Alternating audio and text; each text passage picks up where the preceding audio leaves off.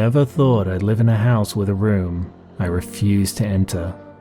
But here I am, standing at the foot of my stairs, staring at the closed door at the top. It's the door to the guest bedroom. At least, that's what I used to call it.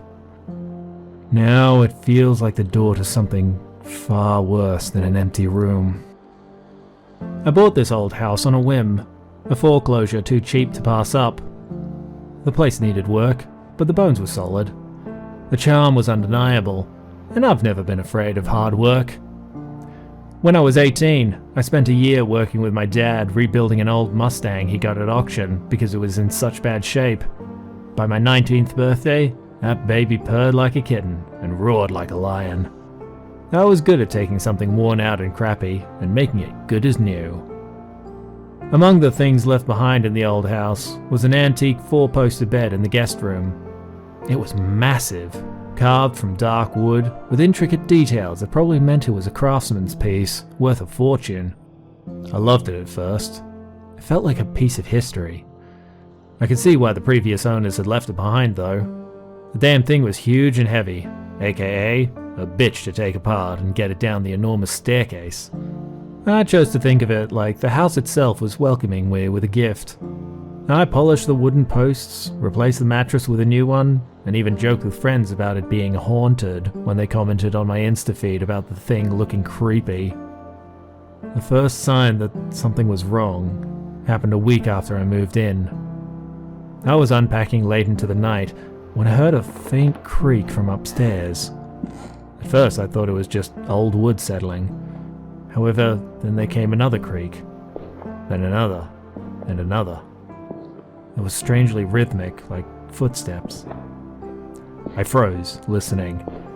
Was someone else in my house? I got up and went into the foyer that led to the staircase. Abruptly, the sound stopped. I waited there, straining to hear anything. After a long silence, I went upstairs with a baseball bat in my hand and checked every room, but nothing was amiss. I convinced myself it was just the old house making the weird noises all old houses do, and thought no more about it. A few nights later, my friend Danny came to visit. He was a college friend and lived out of town, so I offered him the guest room to stay in for his trip. Cheaper than a hotel, I reasoned, and privately thought how the old house seemed less creepy with another living person in it. Danny laughed when he saw the bed, his voice echoing in the hollow space of the guest room. Dude, this thing looks like Dracula's coffin. I shrugged, leaning against the doorway. It's unique, I'll give you that. Came with a house. Probably older than both of us put together. He crouched down to examine the carvings more closely. Man, look at these details. It's kind of creepy, isn't it? Like, the faces are screaming or something. I hadn't noticed before, but now that he pointed it out, the intricate patterns did look like faces. Distorted, anguished faces. A shiver ran down my spine, but I shrugged it off. Just old craftsmanship. They loved their weird details back then. Closets, balustrades, wardrobed, they're all covered in shit like this. Danny straightened up, smirking. Sure, but what if it's cursed? Like, imagine it just sucks people into another dimension or something? He made a dramatic swirling motion with his hand, mimicking a black hole. Yeah. I rolled my eyes. Danny was always full of shit like that. Just don't go poking it too hard, or you'll end up in Narnia. I'm not rescuing you when Aslan eats your ass. I didn't. Aslan was into horny stuff like that. He quipped back. We both laughed, but there was something in his tone that lingered, half joking, half daring. Danny threw his bag onto the mattress. Seriously though, this bed is too cool not to be haunted. If I wake up with some Victorian ghost lady sitting on my chest, I'm blaming you. I chuckled, trying to keep the mood light. If that happens, get a number for me. Deal. His expression softened. He gestured around the room. You really scored with this place, man. It's got character. A little too much character, maybe. But I like it. Makes you look like a lord of a manor instead of some store general manager. Thanks, I said, leaning against the doorframe. You're my first guest, so let me know if the bed throws ghosts at you. I'll start charging them rent. He laughed again, a sound that felt warm and reassuring. I'll sleep with one eye open, and not just because I want to see some Victorian ghost titties. I didn't know it then, but that was the last time I'd hear him laugh. Looking back, I wish I'd told him to sleep somewhere else. Or better yet, not stay at all. That night, around 2 a.m., I woke up to a strange sound. It was a low, muffled groaning, like wood bending under pressure. Groggy, I climbed out of bed and headed to the guest room to check on Danny. The door was ajar. "Danny?" I called, but there was no response. I pushed the door open and immediately felt my stomach twist. The bed was empty. Danny's bag was on the floor, his phone charging on the nightstand, but there was no sign of him. The sheets were pulled taut, perfectly made, as if no one had ever slept there. "Danny? Danny!" I called his name again, louder this time. Still no response. I searched the house. The front door was locked, the windows shut tight. There was no sign of forced entry or exit. It was like he had just vanished. The police arrived about an hour after I called. 2 officers stepped into the house, their expressions wary. I must have looked like a madman, pacing in the living room, babbling about Danny vanishing without a trace. The older officer had a graying mustache and looked like he had been on the force longer than I'd been alive. The younger one had sharp, watchful eyes that she never took off me as I talked. They asked the standard questions. When was the last time I saw Danny? Did he mention leaving? Did we have an argument? Each one made me feel more unhinged. "No," I insisted, my voice shaking. "He was here. His stuff is still upstairs. He's from out of town. He had nowhere else to go. He wouldn't just leave, especially not without his wallet or phone." The officers exchanged a glance. The younger one asked if she could look around. I nodded and gestured to the guest room. When she opened the door, I noticed how the air seemed heavier, almost oppressive. She hesitated for a split second before stepping inside, as if she could feel it but didn't realize what it was. The older officer stayed with me, his eyes scanning my face, like he was searching for cracks in my story. "Look, something's wrong with that bed. I know it sounds crazy. Let's not jump to conclusions. He cut me off with a practiced smile. People leave for all kinds of reasons. Before I could argue, the younger officer called out. "No sign of him here. Just his things." They searched the rest of the house, checking every closet, the basement, even the attic. It felt like hours, but when they returned, they looked resigned and a bit frustrated, as if they were more annoyed at me than they were worried about their lack of success. The older officer pulled out his notepad. It should take a minimum of 24 hours, but given the circumstances, we'll file a missing persons report. Do you have a recent photo of your friend? I showed them a picture of Danny from my phone that they asked to email to a precinct email address.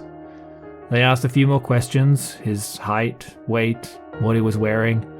I grew more and more frustrated and scared.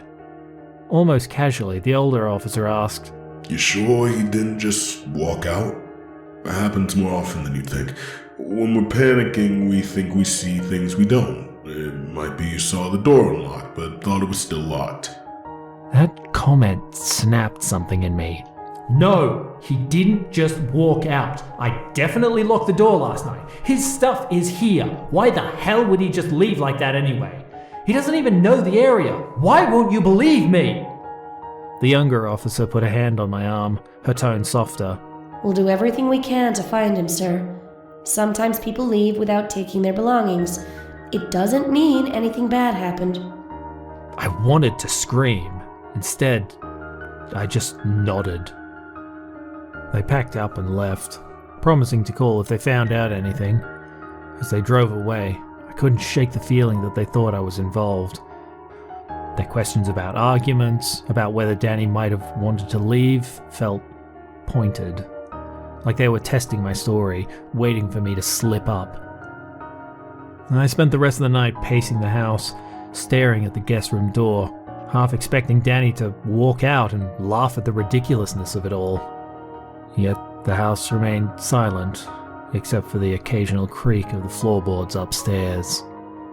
The next day, I called the station for updates. The officer on the other end of the line sounded tired, as if my call was one of many he had to field that morning. No new developments, He said flatly. We'll let you know if anything comes up. The words felt like a punch to the gut. I wanted to scream at him, demand they take this more seriously. But what could I say? I'd already told them everything. Days turned into weeks. I called the station repeatedly. Every time, the answer was the same. Nothing. They stopped taking my calls after a while, politely suggesting that I wait for them to contact me. It was clear they had written Danny off as just another adult who had vanished. The world was full of those. People who slipped through the cracks that were easier to write off than search for. Danny just became another cold case. The worst part was dealing with his family. His mom called me almost every day at first. Where's my son? She would demand, voice trembling with grief and fury. I tried to explain, but how could I? How could I tell her that I genuinely didn't know? That I was as baffled and horrified as she was? Her tone shifted over time, from desperate to accusatory. You're lying! I know you're lying! You did something to him, didn't you? Then she started threatening to sue me, claiming I had to be hiding something. The calls didn't stop with her. Danny's cousins, uncles, even friends I'd never met began bombarding me with messages as his mother galvanized them to harass me into giving up information I didn't have. At first, it was just questions. Do you know where he is? Why won't you tell us the truth? But soon they turned abusive. Voicemails full of curses, accusations, even threats. No matter how many unknown numbers I blocked, there were always more. I couldn't blame them. Danny had gone missing while staying in my house. To them, I was responsible. And, in a way, they were right. Eventually, I stopped answering my phone entirely. I unplugged the landline and turned off notifications on my cell. But the guilt was always there, buzzing in the back of my mind like a swarm of angry bees. The house became a prison. I couldn't bring myself to go into the guest room. The mere sight of the door made my stomach churn. I shut it tight, pretending it didn't exist. My mind began playing tricks on me. Every creak of the floorboards, every groan of the house settling sent me spiraling. Was whatever caused Danny's disappearance back for its next victim? Was I going to be next? I couldn't afford to move again after I'd sunk all my money into renovating this old house, but staying there felt dangerous. Sometimes at night, I could have sworn I heard noises from inside the guest room. Creaks, groans, even what sounded like faint whispers. I told myself I was just hearing things and needed more sleep. But the longer it went on, the harder it was to rationalize what was happening. I started avoiding the second floor altogether, only venturing up when absolutely necessary. The air felt heavier near the guest room, like the house itself was alive and watching me. I began sleeping on the couch downstairs, clutching a hammer and nails, ready to barricade myself in if I ever heard that door creak open. It sounds crazy, but it seemed to make perfect sense to me at the time. Yet no matter how hard I tried to push it all down, I couldn't escape the weight of what had happened. Danny was gone, and the room was still upstairs, waiting. Watching. A month later, curiosity got the better of me. I decided to investigate. Armed with a flashlight, I entered the room, feeling like a trespasser in my own house. The bed loomed in the center, dark and foreboding. I ran my hand along the wood, decorative carvings, contorted into faces so clearly that I don't know how I ever mistook them for anything else. There were dozens, etched into the dark wood, mouths frozen in silent screams, their eyes wide with terror. Each one was so vivid, so precise, it was impossible to believe that I had missed this before. I traced the lines of one anguished face, and my stomach dropped as I noticed something new.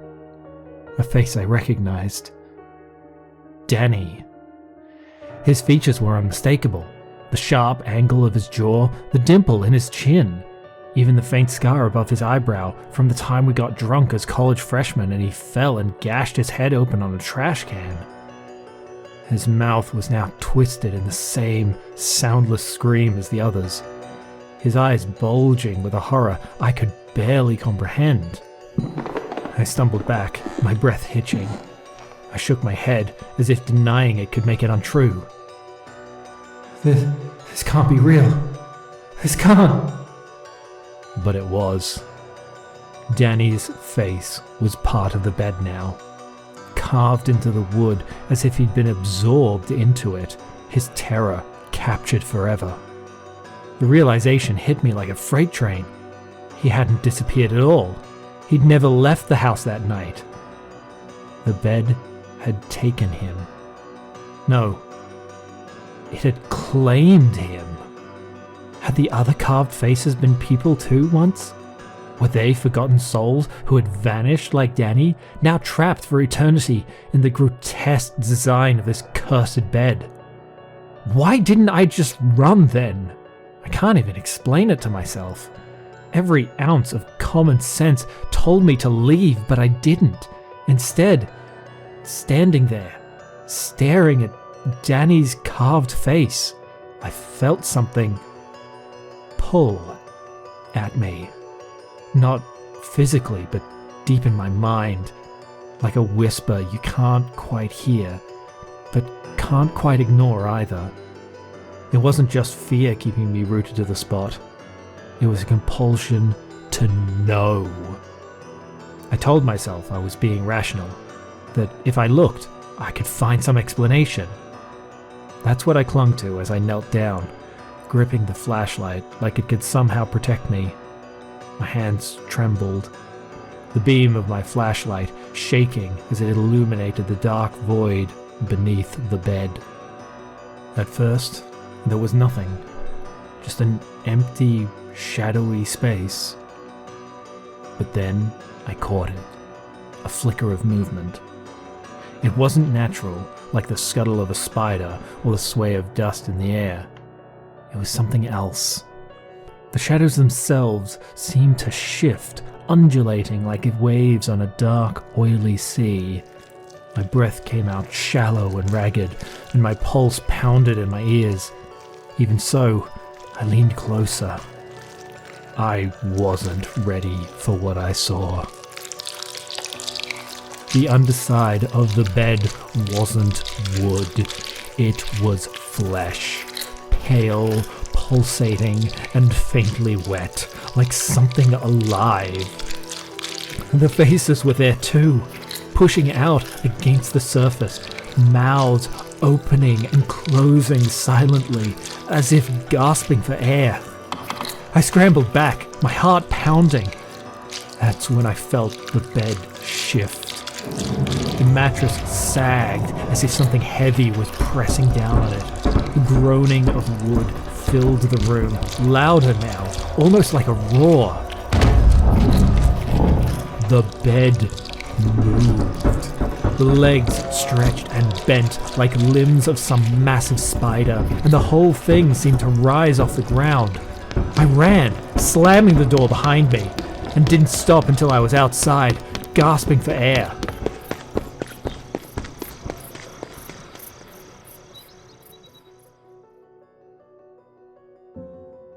I haven't been back in the room since. I nailed the door shut. But at night, I can still hear it. The creaks, the whispers, and sometimes a low, guttural growl that vibrates through the walls. It's like the house itself is alive. Every floorboard, every crack pulsating with the hunger of that thing waiting for something. Waiting for me. I've thought about selling the house many times. I've imagined just walking away, handing over the keys and letting someone else take on the weight of this nightmare. I've thought about dousing the place with gasoline and throwing in a lit match. But I can't. I won't. What if I sell it and someone else ends up feeding the bed? The thought of someone else joining Danny, their face also carved into the wood, fills me with a terror I can't even put into words. What if that thing comes for them next, and I'm too far away to stop it? Nobody would believe me, even if I tried to warn them. Hell, I barely believe me. But worse still, what if it follows me? What if, no matter where I go, I can't outrun it? The bed's hunger is insatiable. And there's a sickening part of me that wonders if it has already marked me as its next meal. So, I stay. I sleep with the lights on. Hammer and nails by my side, just in case the door ever opens on its own. And every day, I wonder how long I can keep it locked away. How long I can pretend I'm in control of this house, when the truth is, the house controls me. I've thought about going to someone else for help, but when I run through the possibilities, the options seem hopeless. Who could I talk to? Even if I went to the police again, they would look at me like I was insane. If I went to a therapist, they would want to put me in a padded room. They would tell me it was trauma, or grief, or something I had imagined in my mind after Danny disappeared. How could I explain what I've seen? What's happening to this house? Who would believe me? Who would understand? The more I thought about it, the more I realized how truly and utterly alone I was in all this. There was no one who could help. No one who would even want to help. No one whose safety I would be willing to risk, even if they agreed to help. And then there's Danny. The thought of him, trapped in that bed, is what keeps me here more than anything. I want to know if there's a way to save him. I want to know if I can get him out of the bed. Every time I try to leave, that question claws at me. What if I'm his only chance? What if there was a way to pull him free from whatever nightmare has claimed him? What if, by staying, I can figure out how to break whatever hold this thing has on him? What if there was a way to free him, to undo the terror he's become a part of? And so, I stay. And every night, I lie awake, staring at the ceiling, wondering if tomorrow will be the day it finally gets me. Because I am bound to this place now, just as fully as Danny. And the house is always watching, waiting. The bed is hungry, and it's only a matter of time before it eats again.